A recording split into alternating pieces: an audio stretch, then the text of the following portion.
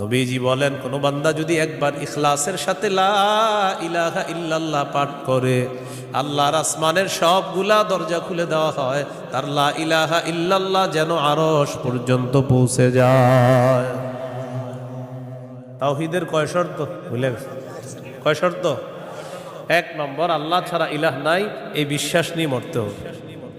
দুই নম্বর, আল্লাহ ছাড়া কোনো ইলাহ নাই, এই কথায় সামান্য সন্দেহ করা যাবে না।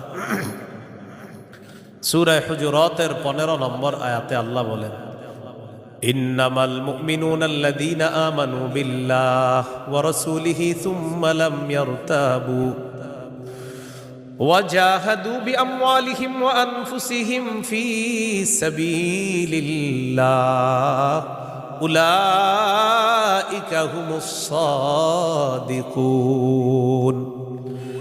আল্লাহ